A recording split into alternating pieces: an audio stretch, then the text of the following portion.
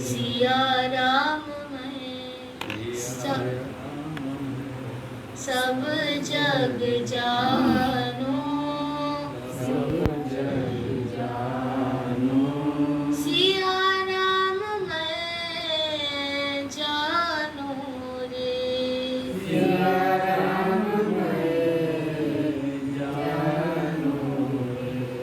वेद भक्ति को मन से हटा कर,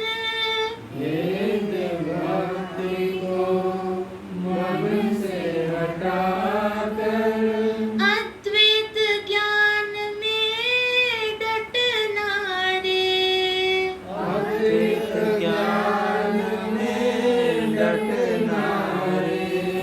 कहे निरंजन गुरु शरण जा,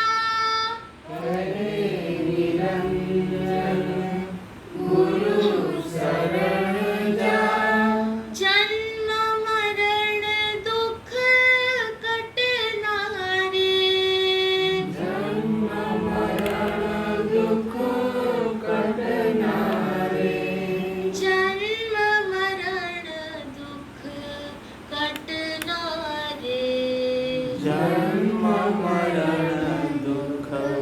कटना रे, सिया राम मैं सब जग जानो, सिया राम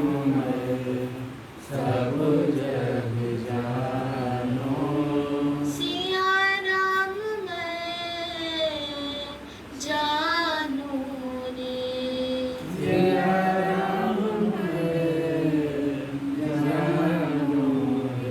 सिया राम मैं जानो रे,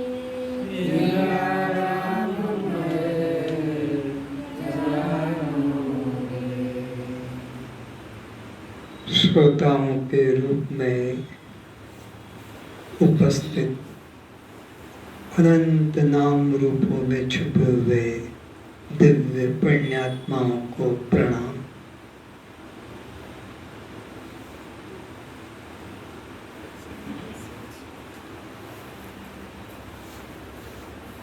मानव जीवन की सार्थकता केवल इसी बात में है कि वह यहाँ आकर एक परमात्मा का सर्वत्र अनुभव करे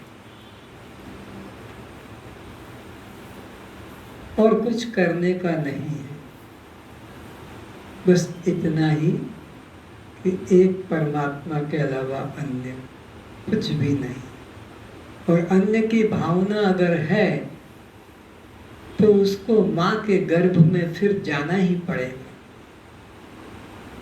एक तृण से लेकर ब्रह्मा पर्यंत तक भी कुछ अन्य की भावना है तो उसे निश्चित ही माँ के गर्भ में जाना ही पड़ेगा।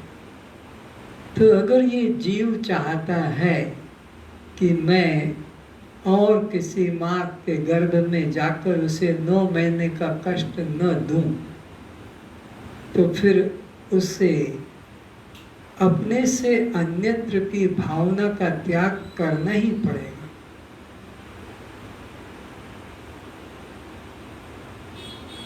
संसार में भी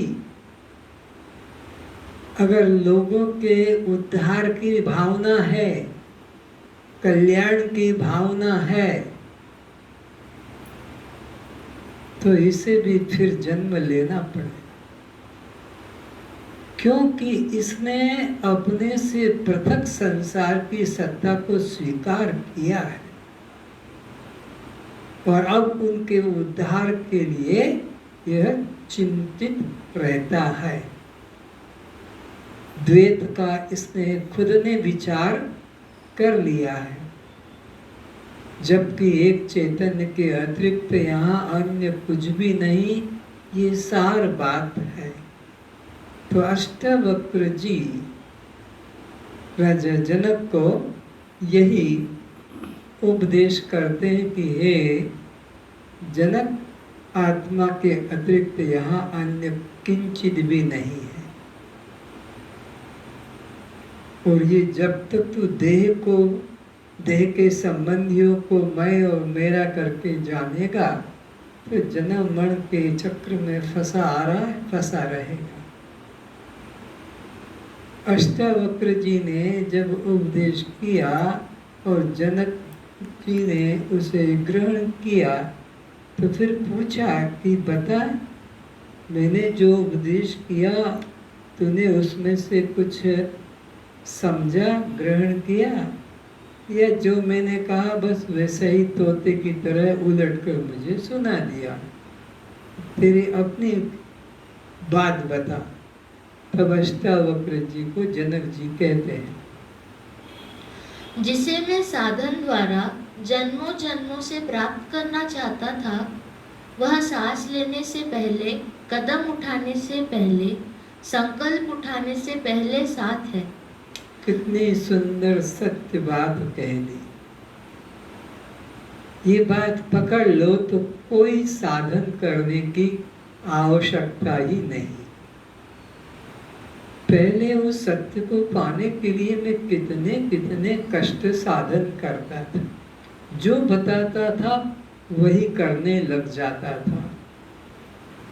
लेकिन जब से हे गुरुदेव आपने मुझे आत्मस्वरूप की नित्य सिद्ध आत्मस्वरूप का स्मरण करा दिया कि वही तू है, तो अब मेरे हर कदम रखने पर, हर श्वास में, हर क्रिया में बस वही मैं साक्षी चैतन्य आत्मा हूँ, यही निष्ठा जागृत होती है, अन्य कुछ नहीं। बल्कि वह स्वयं मैं हूँ, जिसे अज्ञानतावश बाहर खोज रहा था। क्या कर रहा था? अज्ञानता के कारण, नहीं जानने के कारण, सद्गुरु के न मिलने के कारण, जैसे मैं बाहर खोज रहा था कि कोई अन्य देश में, अन्य काल में, अन्य रूप में होगा और वो मेरे को साधन करके मिलेगा। अब वो मेरी सारी भटकन समाप्त हो गई। जब परमात्मा को कहीं खोजने जाने की जरूरत नहीं, तब उसके पाने के लिए कोई साधन करने की भी जरूरत नहीं है। परमात्मा को पाने की जरूरत क्यों नहीं कि वो हमारा नित्य स्वभाव है। तो जो जिसका नित्य स्वभाव होता है, उस स्वभाव को पाने के लिए फिर किसी साधन करने की आवश्यकता भी नहीं रहती है। तो अब मेरा मन पूर्ण शांत है, साधन की उथल पुथल मन से समाप्त हो गई कि ये करना है, ये करना है, ये किया है, ये बाकी। जब मुझ में ही वह छिपा है, सन्निविष्ट है, तो उसे खोजने के लिए कहीं जाने की एवं किसी प्रकार के साधन करने की कोई जरूरत नहीं रहती है। किंतु अज्ञानता वश मृग के नाभि में रहते हुए भी उसी कस्तूरी को वह अन्यत्र खोज खोज कर और मर जाता है। इसी प्रकार अपने सत्य स्वरूप का जब तक बोध नहीं था, तब तक मैं भी उससे बाहर खोज रहा था। लेकिन जब पता लगा कि वह मैं ही हूँ, तो मेरी खोज समाप्त हो गई और अपने स्वरूप में शांत होकर मैं स्थित हो गया। सर्वस्य चाहम हृदि सन्निविष्टो, हृदि सर्वस्य विशिष्टतम, अहम आत्मा गुडाकेश, इंद्रियाणां मनश्चास्मि, पांडवानां धनंजय, क्षेत्रज्ञ चापिमां विद्धि। मैं सबकी आत्मा हूँ। कामना समाप्त हो जाने से धन, शत्रु, मित्र, परिवार, विज्ञान, शस्त्र, स्पृहा कुछ भी शेष नहीं रहता है। फिर से कामना समाप्त हो जाने से धन, शत्रु, मित्र, परिवार, विज्ञान, शास्त्र, स्पृहा कुछ भी शेष नहीं रहते हैं। ये कब तक शेष रहते हैं? जब तक कामना रहती है। कामना जब समाप्त हो जाती है तो फिर किससे राग, किससे द्वेष, कौन मित्र, कौन शत्रु, कौन प्राप्त, कौन अप्राप्त, कौन छोटा, कौन बड़ा, कुछ भी ये द्वंद्व नहीं, द्वंद्वातीत हो जाता है। जब जीव को धन की, व्यक्ति की, वस्तु की मांग क्यों रहती है? इसीलिए कि जीव ने अपने भीतर पूर्णता का अनुभव नहीं किया है। वो वासना ही बंधन का कारण है। और वासना किसे और कब होती है? जिससे कि सद्गुरु नहीं मिला, जिसको कि वैराग्य जागृत नहीं हुआ, जिसके अंदर अभी कामना बाकी है, उसके अंदर वासना जगती है और वो कर्म करने का आग्रह रखता है। फिर जिसने आत्मनिश्चय कर लिया उसके मन में किसी प्रकार की वासना नहीं रहती है और उसे न कोई प्रकार के साधन करने की आवश्यकता रहती है। इसीलिए उस खालीपन को बाहर के अनित्य पदार्थों द्वारा भरना चाहते हैं। फिर से पढ़ो। जीव ने अपने भीतर पूर्णता का अनुभव नहीं किया है, इसलिए उस खालीपन को बाहर के अनित्य उस खालीपन को, जो रिक्तता है अपने अंदर ऐसा लगता है, उसको भरने के लिए बाहर के अनित्य पदार्थों द्वारा भरना चाहते हैं। तो जिसने अपनी पूर्णता का बोध नहीं किया, इन्हें आत्मा का बोध नहीं किया, आत्मा ही पूर्ण है, बाकी तो और कोई पूर्ण नहीं है।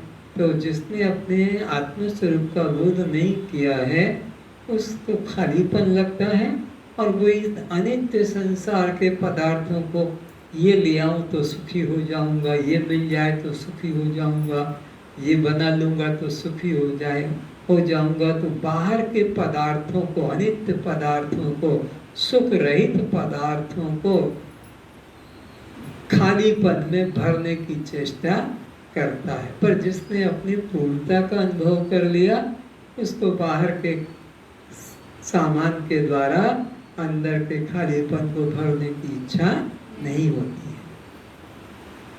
असुरक्षा की, अपूर्णता की भावना ही धन, रक्षक, छुरी, तलवार, पिस्तौल आदि की जरूरत रहती है। कौन पकड़ेगा? भाई पिस्तौल होना चाहिए, छुरी होना चाहिए, तलवार होना चाहिए, अच्छा मजबूत दरवाजा ताला होना चाहिए। जिसके धन में आसक्ति है, धन में अहंकार है, उसकी सुरक्षा के लिए उसको ये सब जरूरत है। पर जिसने अपने पूर्णता का अनुभव किया उसको इन बाह्य पदार्थों के द्वारा अपने अंदर आनंद की भ्रांति नहीं होती है। और जिससे आनंद की भ्रांति है कि ये सामान, ये पदार्थ से मुझे सुख मिलेगा, उसे सुरक्षित रखने के लिए लगता है कोई चुरा ना ले, कोई छीन ना ले, कोई डाकू ना आ जाए, तो कुछ साधन रखो अपनी और अपने धन की सुरक्षा के लिए। इसीलिए वो इन बाहर के यंत्रों का साथ रखते हैं। सुरक्षा धन से नहीं, धन मौत से नहीं बच सकेगा। ज्ञान ही एकमात्र वह साधन है जिसके द्वारा यह जीव संपूर्ण शोक सागर से मुक्त हो सकेगा।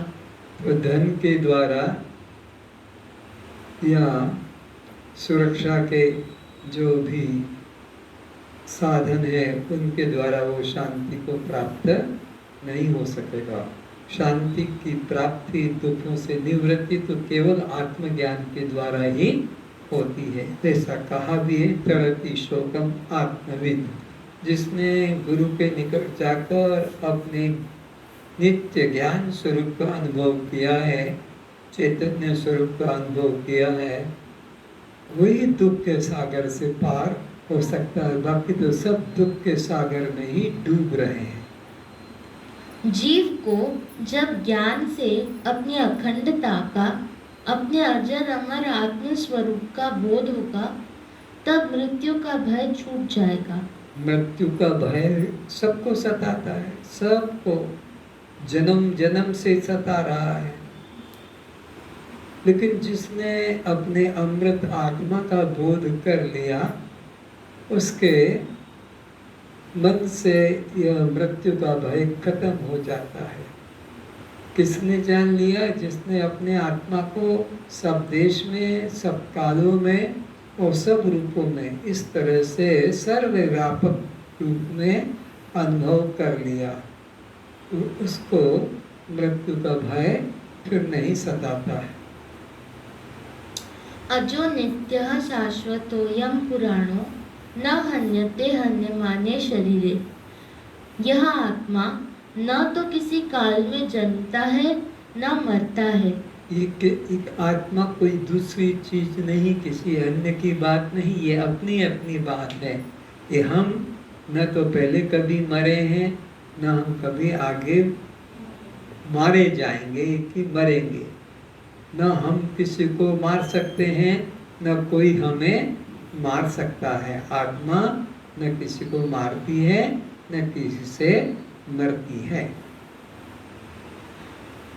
किसी के द्वारा मारी भी नहीं जा सकेगी, क्योंकि यह अजन्मा नित्य सनातन है। कौन मारा जाता है, किसके द्वारा मारा जाता है, और कौन किसके द्वारा नहीं मारा जाता है, ये भेद समझे। जो जिससे बनता है वह उसी से मिटाया जा सकता है। तुम्हारा हमारा सबका शरीर जिनसे बना है, उन्हीं से ये मिटाया जाता है। शस्त्र से भी काटा जाता है, अग्नि से भी जलाया जाता है, पानी में भी डुबाया जाता है, और गला घोट के भी इसको मारा जाता है। क्यों? ये बना भी इन्हीं से। पृथ्वी, जल, तेज, वायु, आकाश, इनसे बना, इन्हीं से मिटता है। कहना आत्मा का जिनको साक्षात्कार हो गया कि मैं यह नहीं हूँ जन्मने मरने वाला, मैं तो केवल चैतन्य दृष्टा साक्षी आत्मा हूँ, उसको कोई मार नहीं सकता आत्मा को। क्योंकि वो आत्मा इन भूतों से बनी नहीं। आत्मा के लिए न पृथ्वी की जरूरत, न जल की, न तेज की, न वायु की। इसलिए न शस्त्र से काटा जाता है, न अग्नि से जलाया जाता है, न पानी से भिगोया जाता है, न पवन से सुखाया जाता है, क्योंकि वो इनसे बना नहीं है। तो जिसने अपनी अखंडता का, आत्मा का अनुभव कर लिया, अब उसे कोई मार भी नहीं सकता है, वो अमृत को पा जाता है।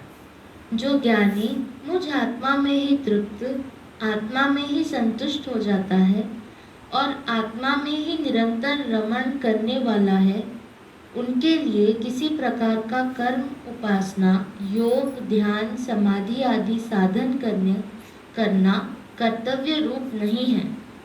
किनके लिए ये सब बाह्य साधन, कर्म, उपासना, योग आदि किनके लिए जरूरी है? जिन्होंने अपने अंतःकरण को शुद्ध नहीं किया और जिनके अंदर ब्रह्म जिज्ञासा जागृत नहीं हुई है।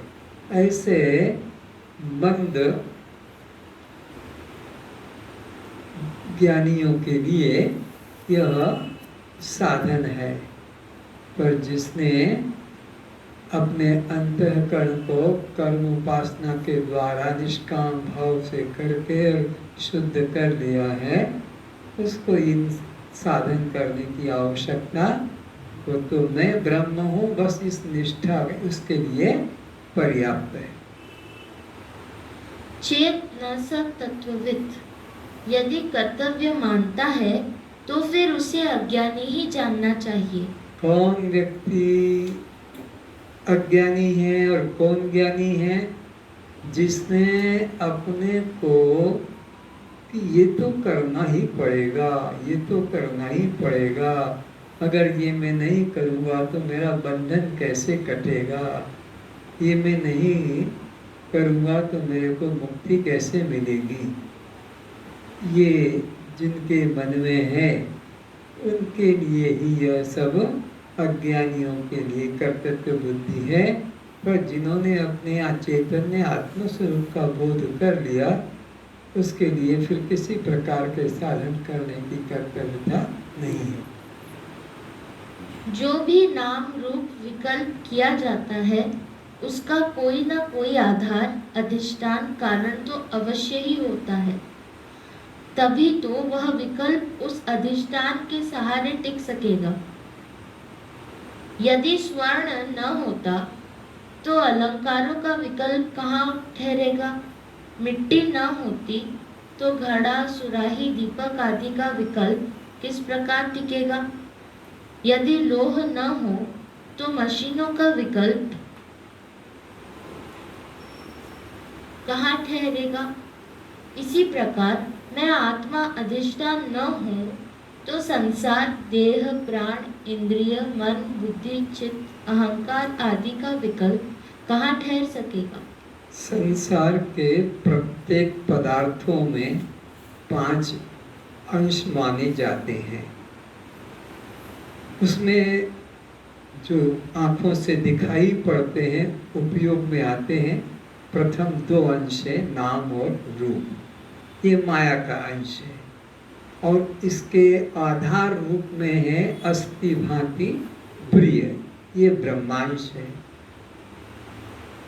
तो एक अधिष्ठान होता है और उसी के अज्ञानता से जो उस पर प्रतीत होता है उसको अध्यस्त कहते हैं। बिना अधिष्ठान के अध्यस्त की प्रतीति भी नहीं हो सकती। अब कुछ दृष्टांत देकर नाम बता दिए कि स्वर्ण ही अगर न होगा अधिष्ठान तो ये नाना प्रकार के नाम रखे जाते हैं, आकार बनाए जाते हैं स्वर्णकार के द्वारा और लोग उपयोग करते हैं। ये मेरी चूड़ी है, ये मेरी चेन है, ये मेरी घड़ी है, ये मेरा ऐसा है।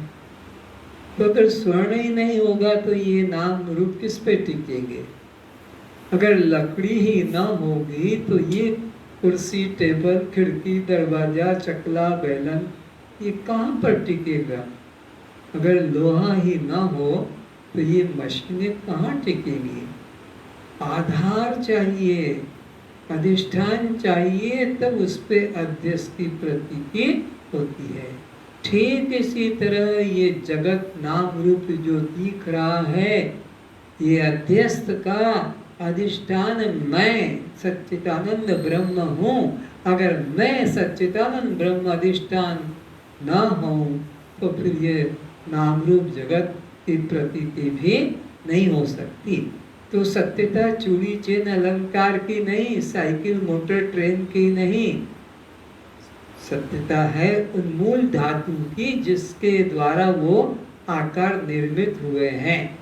तो इसी प्रकार सत्यता है मुझ सच्चिदानंद ब्रह्म की जिसके आधार से नाम रूप जगत प्रतीत हो रहा है। पर सत्यता अध्यस्त की नहीं होती, सत्यता तो अधिष्ठान की होती है। अधिष्ठान के अज्ञान से अध्यस्त प्रतीत होता है और अधिष्ठान के ज्ञान से अध्यस्त निकल जाता है।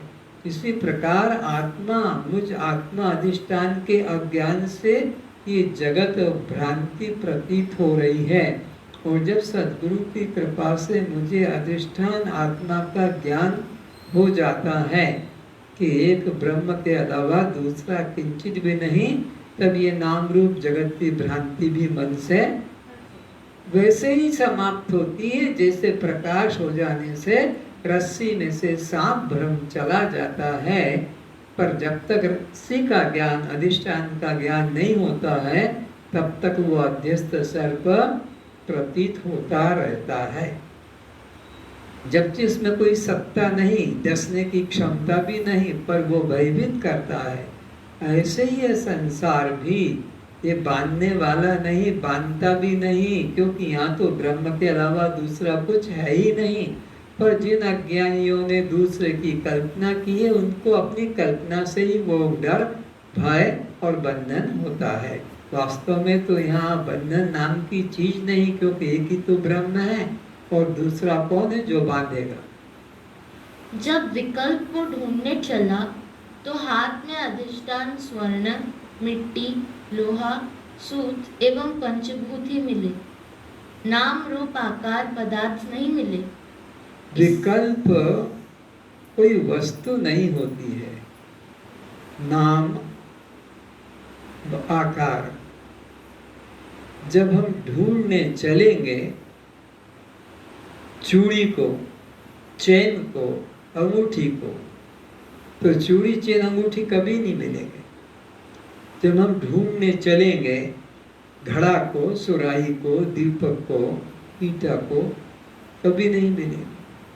जब हम ढूंढने चलेंगे कि यह खिड़की, दरवाजा, कुर्सी, टेबल, खाट, पलंग, कभी नहीं मिलेंगे।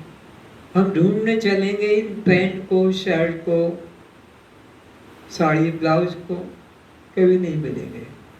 मिलेंगे तो हमको सूत मिलेगा, मिलेगा तो काठ मिलेगा, मिलेगा तो लोहा मिलेगा, मिलेगा तो स्वर्ण मिलेगा। इसी प्रकार जगत में अगर हम इस विकल्प को ढूंढने जाएंगे तो इनका आधार एक ब्रह्म ही दृष्टि में आएगा और दूसरा कुछ भी नहीं। इसी प्रकार जब जगत को खोजने चला तो मुझ आत्मा अधिष्ठान को ही पाया। जगत को जब ढूंढने में गया तो क्या मिला? आत्मा अधिष्ठान मिला। अलंकारों को ढूंढने गया तो क्या मिला? स्वर्ण अधिष्ठान मिला। जब फर्नीचरों को ढूंढने गया तो क्या मिला? तो जिससे बने हो लोहा की, वो तुम्हारा प्लास्टिक या लकड़ी। कपड़ों को ढूंढने गया तो सूत मिला। तो ऐसे ही जब मैं जगत को ढूंढने निकला तो क्या मिला? अधिष्ठान आत्मा। आत्मा ही सत्य है। तो वही दृष्टि तुम्हें भी रखना चाहिए। हर वस्तु का प्रयोग करते समय अधिष्ठान पर ही दृष्टि होना चाहिए। जैसे नींद टूटते ही स्वप्न लापता हो जाता है, इसी प्रकार आत्मबोध होने से दृश्य जगत खो जाता है। अधिष्ठान का ज्ञान हो जाने से, उपादान कारण का ज्ञान हो जाने से, उपादान कारण कह दो कि अधिष्ठान कह दो, उसके ज्ञान हो जाते ही वह विकल्प जिसका नाम रूप रखा था, वो सत्ता ऐसी भास रही थी, फिर वह स्वप्न से उड़ जाने पर, जैसे स्वप्न भास नहीं पाता है, नहीं दिख पाता है, ऐसे ही आत्मा अधिष्ठान के ज्ञान हो जाने से फिर जगत की भी प्रतीति नहीं होती है। अज्ञान काल में जगत दृश्य था, आत्मा अदृश्य था। ज्ञान होने पर आत्मा ही दृश्य होता है एवं जगत अदृश्य हो जाता है। अज्ञान काल में परमात्मा छुपा हुआ रहता है और यह संसार सत्य सा दिखाई पड़ता अज्ञान काल में। सद्गुरु के द्वारा जब अधिष्ठान एक ब्रह्म का ज्ञान हो जाता है, तब ये नाम रूप जगत अदृश्य हो जाता है और फिर सब सियाराममय जग प्रतीत होने लगता है। एक मेवा अद्वितीय ब्रह्म नेह नानास्ति किंचन यह सर्वम खलविदम ब्रह्म। एक ब्रह्म सत्ता ही फिर दृष्टि गोचर होती है। फिर जगत नाम की वस्तु कहीं खोजने से भी नहीं मिलती है। खोजने जाऊंगा तो अधिष्ठान आत्मा ही मुझे अनुभव में आता है। पर जितनी समय तक मैं सपना में था रहता हूँ, उस वक्त तक सपना सत्य लगता है, लेकिन नींद टूट जाने पर फिर वो लापता हो जाता है ऐसे ही अज्ञान काल में ये जगत सत्य लगता है, पर जब आत्मा अधिष्ठान का ज्ञान हो जाता है तब जगत कैसा लापता होता है, नींद टूटने से जैसे सब। विज्ञाते साक्षी पुरुषे परमात्मानि चेश्वरे नैराश्ये बंध मोक्षे च न चिंता मुक्तये मम। साक्षी पुरुष को जिसने मैं रूप जान लिया उसने परमात्मा को जान लिया। परमात्मा और मैं ये दो तत्व नहीं है। जिसने अपने को साक्षी रूप जान लिया, ये जगत साक्ष्य, सारा जगत साक्ष्य है। यहाँ एक साक्षी परमात्मा है। तो साक्षी परमात्मा का जिन्होंने बोध कर लिया कि वो साक्षी परमात्मा मैं हूँ, तो उन्होंने परमात्मा को ही जान लिया कि परमात्मा और साक्षी दो तत्व नहीं है। वो परमात्मा ही साक्ष्य रूप से प्रतीत हो रहा है और वही साक्षी रूप से उसका अनुभव कर रहा है। यहाँ दो तत्व नहीं है कि एक दृष्टा और एक दृश्य। वो स्वयं ही दृश्य रूप में उपस्थित होकर खुद ही उस अपने को देखता है। जहाँ दो होंगे वहाँ कोई किसी को देखेगा, कोई किसी को सुनेगा, कोई किसी को जानेगा, कोई किसी का अनुभव करेगा। दो के बीच में संबंध होता है, खान पान लेन देन का व्यवहार। लेकिन जहाँ दो नहीं, केवल एक ही है, फिर वहाँ कौन किसको देखे, कौन किसको सुने, कौन किसको सूंघे, कौन किसको कुछ कहे। तो अज्ञान काल में जो यह जगत साक्ष्य रूप में है, ज्ञान होने पर एक परमात्मा ही है। साक्षी और परमात्मा दो नहीं है।